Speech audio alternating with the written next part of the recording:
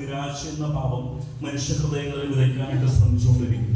വിശുദ്ധ John of ladder എന്ന് പറയുന്ന മരുഭൂമിയിലെ പിതാക്കന്മാരുടെ ഒരു പ്രമുഖനായിട്ടുള്ള ഒരു വിശുദ്ധൻ പ്രകാരമാണ് പറഞ്ഞിരിക്കുക. തന്റെ സ്വർഗാരോഹണ ധോണി എന്ന് പറയുന്ന പുസ്തകത്തിൽ വിശുദ്ധൻ ഇങ്ങനെയാണ് എഴുതി വെക്കുക: ദൈവത്തിന്റെ സന്നിധിയിൽ മനുഷ്യ ഹൃദയങ്ങളിൽ ഏറ്റവും അധികമായിട്ട് പിശാച് വിതയ്ക്കുന്ന തിന്മ എന്ന് പറയുന്നത് നിരാശ എന്ന ആ ഒരു തിന്മയാണ്. അതുവഴിയാണ് ഒരു ആത്മാവിന് ദൈവത്തിൽ നിന്നും പൈശാചിക രൂപികൾ പിടിച്ചുകൊണ്ട് പോകുന്നതെന്ന് പറയുന്നുണ്ട്. പ്രിയപ്പെട്ടവരെ, കർത്താവിന്റെ വചനം നമ്മൾ വീണ്ടും വീണ്ടും ഓർമ്മിപ്പിക്കുന്നുണ്ട് എത്രമാത്രം എളിമയോടുകൂടെ നമ്മൾ ദൈവത്തിൽ ആശ്രയിക്കണം എന്നുള്ളത്. പ്രത്യാശ എന്ന പുണ്യം ഏറ്റവും ശക്തമായിട്ട് പ്രകടമാവുന്നത് ഒരു കൂദാശയുണ്ട്. ഏത് കൂദാശയാണ് നമുക്ക് ഏറ്റവും പ്രത്യാശ നൽകുന്ന ഒരു കൂദാശ? 7 കൂദാശകളിൽ കുമ്പസാര കൂദാശ.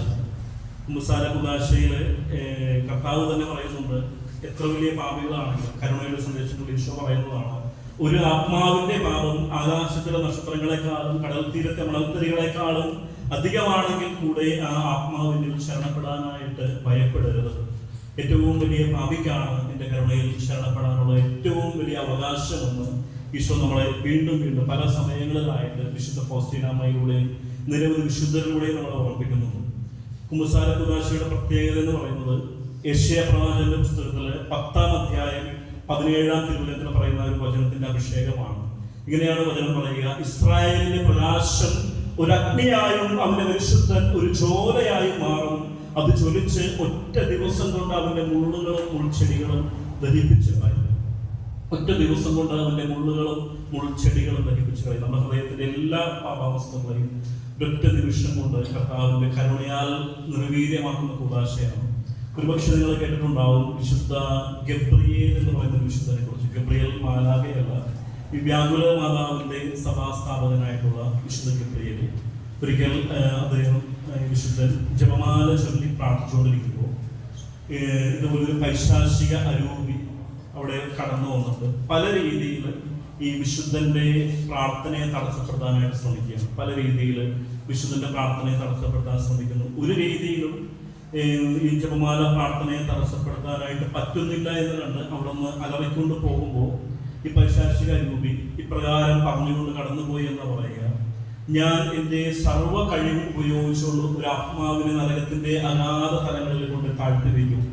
എന്നാൽ ഈ കുമ്പസാരം എന്നൊരൊറ്റ കൂദാശ കൊണ്ട് എൻ്റെ സകല പ്രവൃത്തികളും വെറുതെയായി പോകുന്നു. അവരൊറ്റ കൂദാശ കൊണ്ട് സ്വർഗത്തിന്റെ ഉന്നതലങ്ങളിലേക്ക് ആത്മാവ് വീണ്ടും കടന്നു ചെല്ലുന്നു. അതുകൊണ്ട് കുമ്പസാരം കൊണ്ട് എൻ്റെ എല്ലാ പ്രവൃത്തികളും വെറുതെയായി പോകുന്നു എന്ന് പറഞ്ഞ് അലറിക്കൊണ്ട് പൈശാചിക രൂപി വിശുദ്ധന്റെ അടുക്കൽ നിന്ന് പോയി എന്ന് പറയുക. പ്രിയപ്പെട്ടവരെ, അത്രമാത്രം ശക്തമായിട്ടുള്ള ദൈവ കരുണ നൽകുന്ന ഒരു കൂദാശയാണ് ഈ പരിശുദ്ധ കുമ്പസാരം. ഈ പ്രത്യാശ നമുക്ക് നൽകുന്ന കൂദാശ.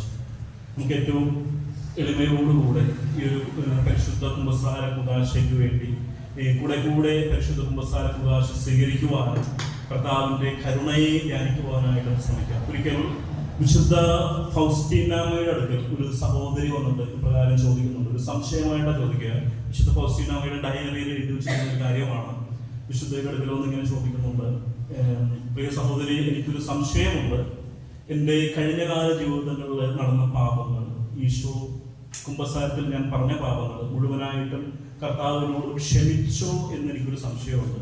അപ്പോൾ വിശുദ്ധയുടെ അടുക്കൽ ഈശോ സംസാരിക്കും എന്നുള്ള കാര്യം അറിയാവുന്നതുകൊണ്ട് അടുത്ത തവണ ഈശോ സംസാരിക്കുന്ന സമയത്ത് എൻ്റെ ഈ ഒരു കാര്യം കൂടെ ഒന്ന് ചോദിച്ചേക്കണേ എന്ന് പറഞ്ഞിട്ട് വിശുദ്ധയുടെ അടുക്കൽ ഈ സഹോദരി ഒന്ന് ചോദിക്കുക.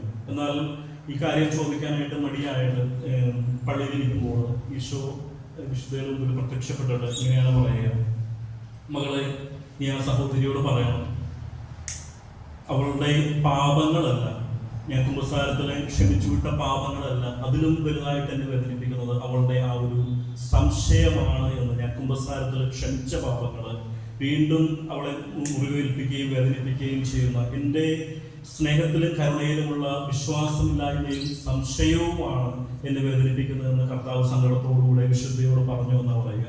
പ്രിയപ്പെട്ടവർ, അത്രമാത്രം ശക്തമാണ് ഈ ഒരു പരിശുദ്ധ കുമ്പസാര കൂദാശ.